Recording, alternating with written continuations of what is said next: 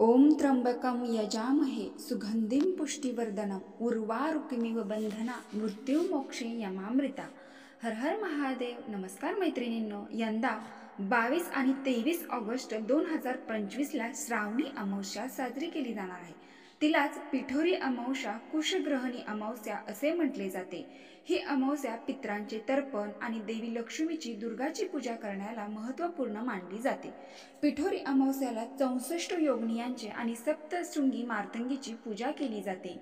या दिवशी महिला काही भागात कणकेपासून 64 देवींची म्हणजे योगिनींची आकृती बनवून पूजा करतात आणि हे व्रतही करतात. या दिवशी घोष नामक घास याचा वापर करून तर्पण आणि अन्नधान्य दान कार्य केले जातात. म्हणूनच याला कुशग्रहणी अमावस्या असे म्हटले जाते. प्रत्येक आईने आपल्या मुलाला दीर्घायुष्य मिळावं म्हणून पिठोरी अमावस्याचं व्रत केलं जातं.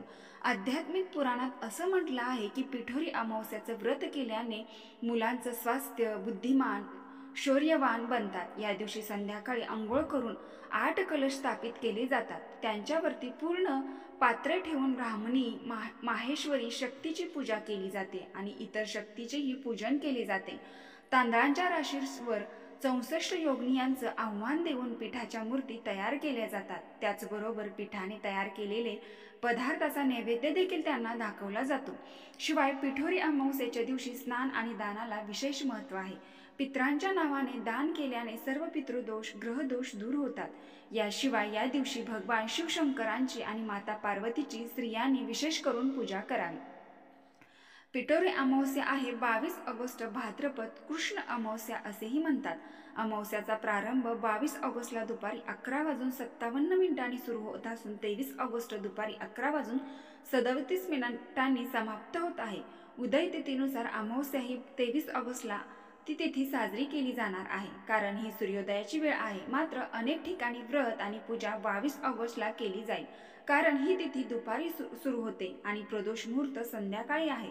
आता प्रदोष मुहूर्त 22 ऑगस्ट रोजी आहे, म्हणून संध्याकाळी 6:23 पासून रात्री 9:06 या काळात स्नान, दान, पूजा करणे विशेष फलदायी ठरू शकतं, असं आध्यात्मिक तसेच ज्योतिषशास्त्रात सांगितलं जात आहे.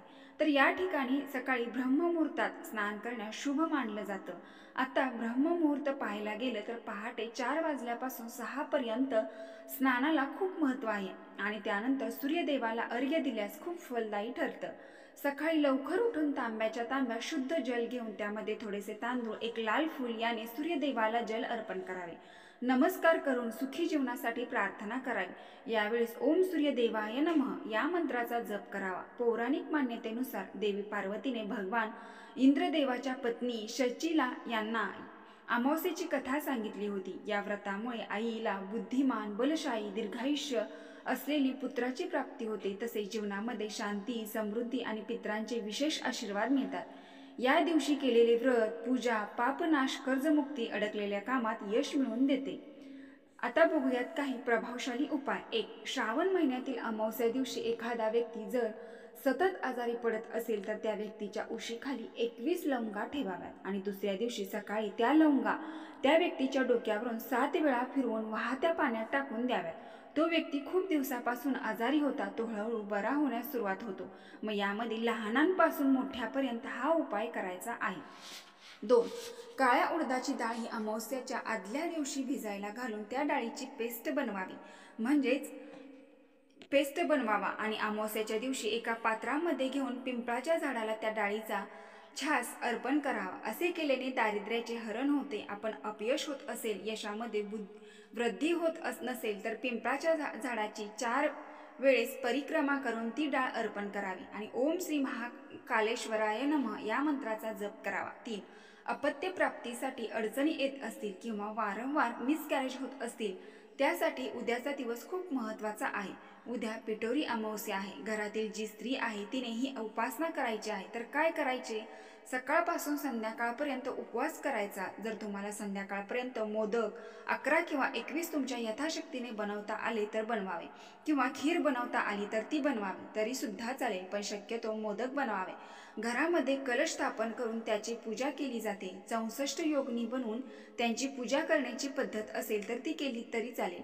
नसेल करत किंवा वेळ नसेल तर चालेल, फक्त कलश स्थापन करून त्याची पूजा केली तरीही चालेल. संध्याकाळी तुम्ही घरामध्ये लहान मुलं असतील किंवा आजूबाजूला कुठे मुलं असतील तर त्यांचं औक्षण करून त्यांना एक एक मोदक खायला दिले जातात. 4. पिठोरी अमावस्येच्या दिवशी लक्ष्मी प्राप्तीसाठी अतिशय खास आणि प्रभावशाली उपाय. एक चांदीची डबी घेऊन त्यामध्ये थोडासा मध भरा आणि ती डबी तुमच्या देवघरामध्ये ठेवा. अमावस्ये दिवशी सकाळी ठेवा. ठेवल्यानंतर या डबीला जोपर्यंत लाल मुंग्या आहेत तोपर्यंत तुम्हाला कर्ज आहे असे समजायचे. तुम्हाला ती डबी जोपर्यंत ठेवायची आहे तोपर्यंत ज्या डबीतील लाल मुंग्या मध खाऊन संपवतील आणि नंतर त्याला मुंग्या लागायचं बंद होईल, त्यावेळी समजून जा की तुमचे कर्ज फिटून पैसे यायला चालू होतात. खूप प्रभावशाली शनी महाराजांचा उपाय आहे. यामुळे मुंग्यांना पोटभर खायला मिळते. त्यामुळे आपल्या हातून एक प्रकारचे अन्नदान सुद्धा होते. जे काही शनिदोष आहेत ते सुद्धा नष्ट होतात. तुमच्याकडे लक्ष्मी प्राप्तीचे मार्ग मिळायला चालू होते. लक्ष्मी यायला चालू होते. तुमच्या घरामध्ये पैसे येण्यास सुरुवात होते. 5. या दिवशी गंगा स्नानाला खूप महत्त्व आहे. जर तुम्हाला ब्रह्ममुहूर्तामध्ये गंगा स्नान करायला वेळ नसेल किंवा मिळत नसेल तर तुमच्या सकाळी अंघोळीच्या पाण्यामध्ये थोडेसे गंगाजल टाकून किंवा काळे तीळ टाकून स्नान करावे. यामुळे पापनाश होतो तसेच पितरांचा आशीर्वाद प्राप्त होतो. 6. 22 तारखेला प्रदोष काळामध्ये तुम्हाला पितरांसाठी वाहत्या पाण्यामध्ये दही भात आणि कुठल्याही प्रकाराची 5 फुले 5 दिवे प्रवाहित करायची आहेत. यामुळे पितरांचा दोष तर दूर होणारच आहे, पण तुमचे जे पितर आहे ते तुमच्यावर सदैव कृपा आशीर्वाद प्राप्त करून देतील. तसेच भगवान शिवशंकरांचा विशेष आशीर्वाद यामुळे प्राप्त होईल. 7. पिंपळाच्या झाडाखाली मोहरीच्या तेलाचा दिवा प्रज्वलित करून 7 परिक्रमा ओम नमो भगवते वासुदेवाय रुद्राय नमः या मंत्राचा जप करावा. लाल सुताचा धागा गुंडाळावा. यामुळे लक्ष्मीनारायण भगवान शिवाची कृपा आशीर्वाद प्राप्त होते. 8. पिठोरी अमावस्येच्या दिवशी सूर्यास्ताच्या वेळी 11 किंवा 7 दिवे तुमच्या मुख्य दरवाजाच्या बाहेर तिळाचे तेल वापरून प्रज्वलित करायचे आहेत. शिवमंदिरात सुद्धा प्रज्वलित केले जातात. तुम्हाला शक्य असेल तर तुम्ही मुख्य दरवाजात लावू शकता किंवा जवळपास शिवमंदिर असेल तर शिवमंदिरात प्रज्वलित केले तर अतिउत्तम. यामुळे जीवनातील सर्व दुःख आणि समस्या दूर होतात. 9. अमावस्येच्या दिवशी तुम्ही ब्राह्मणांना भोजन द्या, दान द्या अगर नाही द्या, गाईला रोटी द्या अगर नाही द्या, कावळ्यांना भोजन दिले नाही दिले चालेल, पण अमावस्येच्या दिवशी 16 दिवस पितृ मृत्यू लोकामध्ये आल्यानंतर भोजन ग्रहण करतात. अमावस्येच्या दिवशी पितृ संध्याकाळी प्रदोष काळामध्ये भगवान शिवशंकरांचं नामजाप करत नदी तलावात इथे पाणी पिण्यासाठी जातात. पाण्याचे आचमन करून आपल्या लोकांमध्ये जातात. म्हणून पिठोरी अमावस्येच्या दिवशी प्रदोष काळामध्ये संध्याकाळी कुठल्याही नदीमध्ये तलावामध्ये फक्त एक शुद्ध तुपाचा दिवा, त्यामध्ये चिमूटभर काळे तीळ टाकून त्या दिव्याचे तोंड दक्षिणेकडे करून अवश्य प्रज्वलित करावा. यामुळे सर्व प्रखर पितृदोष समाप्त होतील. 10. अमावस्येच्या दिवशी सकाळपासून तांदळाने भरलेली वाटी घराच्या उंबरठ्यावर उजव्या बाजूला ठेवावी आणि दिवसभर अशीच तिथे ठेवावी. त्यानंतर संध्याकाळी सूर्यास्त होण्याच्या वेळेस आपण त्या वाटीमध्ये 7 किंवा 11 कापूर ठेवून प्रज्वलित करावे. जेवढे पेटेल तेवढे राहू द्यावे. त्यानंतर त्यातील तांदूळ रात्रभर तिथेच ठेवावे आणि दुसऱ्या दिवशी ते पक्ष्यांना खायला द्यावे किंवा एखाद्या झाडाच्या बुडात टाकून द्यायचे. यामुळे घरातील वाईट बाधा, वाईट शक्ती दूर होते. 11. अमावस्येच्या दिवशी भगवान शनिदेवांच्या मंदिरात जाऊन तिथे एक मोहरीच्या तेलाचा दिवा प्रज्वलित करावा आणि मंदिरामध्ये तेल, काळे उडीद, काळे तीळ, लोखंड, काळे कपडे, निळे पुष्प शनी महाराजांना अर्पित करावे. तसेच काळे तीळ आणि उडीद हे यथाशक्तीने दान करावे. यामुळे शनी प्रसन्न होतात आणि शनिदोषापासून मुक्ती मिळते. 12. पिठोरी अमावस्या श्रावणी अमावस्येच्या दिवशी तुमच्या घरामध्ये ईशान्य कोपऱ्यात एक शुद्ध गाईच्या तुपाचा दिवा प्रज्वलित करा. लक्षात ठेवा, हा दिवा सकाळी सूर्योदय झाल्यानंतर प्रज्वलित करायचा आहे आणि तो सूर्यास्त होईपर्यंत प्रज्वलित राहील याची काळजी घ्यायची आहे. त्या दिव्यामध्ये केशर आणि 2 लवंग टाकून तो दिवा प्रज्वलित करावा. यामुळे माता लक्ष्मी प्रसन्न होते आणि आर्थिक तंगी, आर्थिक समस्या दूर होतात. 13.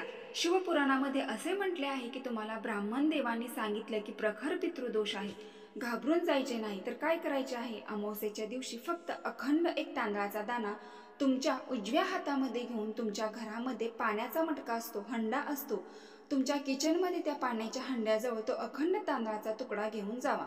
तुमच्या पितरांचे स्मरण करा आणि स्वधा स्वधा स्वधा स्वधा 5 वेळा बोलून तुमच्या घरातील देवघरातील शिवलिंगावरती तो अखंड तांदूळ अर्पण करा किंवा शक्य झाल्यास शिवमंदिरात जाऊन उत्तराभिमुख उभे राहून प्रथम शिवलिंगावरती तो अखंड तांदूळ अर्पण करा. त्यानंतर एक शुद्ध जल अर्पण करा.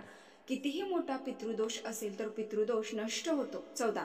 पिठोरी अमावस्येच्या दिवशी 22 ऑगस्टला रात्री प्रदोष काळामध्ये श्रावण महिना चालू असतो. प्रदोष काळामध्ये एक फक्त कण्हेरीचे फूल 2 शुद्ध जल भगवान शिवशंकरांना अर्पण करा. त्यावेळेस 33 कोटी देवता, यक्ष, गंधर्व, देवता, पितृ लुटतात असे म्हणतात. संपदा, वैभव लुटतात, देतात. त्या दिवशी चुकून जर एक कण्हेरीचे फूल भगवान शिवशंकरांना अर्पण केले जाते तर जिंदगीतील सर्व भांडार बाबा भरून देतात. 15. श्रावण महिन्यातील हे पिठोरी अमावस्या आहे, तर या दिवशी एका वाटीमध्ये कच्चे तांदूळ घेऊन त्याच्यावरती फक्त एक बेलपत्र, 11 किंवा 21 दुर्वा, त्या दुर्वांना लाल कलरच्या कलाव्याने दोऱ्याने बांधावे आणि त्या वाटीवरती बेलपत्रावरती ती दुर्वा ठेवावी. आपल्या किचनमध्ये पिण्याच्या पाण्याचा माठ जवळ अमावस्यापासून सलग 3 दिवस ठेवून एक दिवा प्रज्वलित करावा. 3 दिवसानंतर त्या वाटीतील बेलपत्र आणि दुर्वा भगवान शिवशंकरांना आपल्या घरातील शिवलिंगावर अर्पण करावे आणि तांदूळ पक्ष्यांना खायला द्यावे किंवा वाहत्या पाण्यामध्ये टाकावे. यामुळे वाईट शक्ती घरातून दूर होते आणि पितरांचा आशीर्वाद प्राप्त होतो. 16. मुलं चिडचिड करतात, हट्टीपणा करतात, ऐकत नाही, तर पिठोरी अमावस्या दिवशी भगवान शिवशंकरांना तुमरुका महादेवाचे नाव घेऊन स्मरण करून घराच्या शिवलिंगावर फक्त शुद्ध जल अर्पण करून ते जल एका पात्रामध्ये घ्यावे. त्यानंतर ते जल मुलांच्या अंघोळीच्या पाण्यामध्ये टाकून मुलांना अंघोळ करायला द्या. यामुळे मुलं कितीही चिडचिड करत असतील, हट्टीपणा करत असतील तर त्यांची प्रगती होते. तसेच प्रदोष काळामध्ये मुठभर पिवळी मोहरी, काळे तीळ घेऊन मुलांवरून 7 वेळा ओम श्री महाकालेश्वराय नमः या मंत्राचा जप करत उतरून बाहेर फेकून द्या. असे केल्याने दृष्टबाधा दूर होते. 17. मुलांचा अभ्यासात लक्ष लागत नाही, मुलं मस्ती करतात, अभ्यास करायला सांगितल्यानंतर चिडचिड करतात, तर अमावस्या दिवशी मुलांवरून हा मंत्र 108 वेळा म्हणून घ्यावा. किंवा मुलं म्हणत नसेल तर तुम्ही पुढे म्हणावे आणि मुलांना पाठीमागे म्हणायला लावावे. तर प्रथम तुमच्या देवघरामध्ये एक शुद्ध तुपाचा दिवा प्रज्वलित करा. मुलांना केशर आणि गुलाबजलाचा एक तिलक लावा. त्यानंतर तुम्ही हा मंत्र म्हणा. या देवी सर्वभूतेषु विद्यानि रूपेणी संस्थिता नमस्तस्ये नमस्तस्ये नमस्तस्ये नमो नमः किंवा ओम ऐं ह्रीं नमः या मंत्राचा 108 वेळा जप करावा. यामुळे मुलांची बुद्धी तर तल्लख होईलच, पण मुलं हट्टीपणा करतात, त्यातून ते हट्टीपणा करायचे दूर होतात. मैत्रिणींनो, व्हिडिओ पूर्ण माहिती आवडली असेल तर आपल्या चॅनलला नेहमीप्रमाणे एक लाईक करून कमेंट बॉक्समध्ये हर हर महादेव नक्की टाईप करा. धन्यवाद.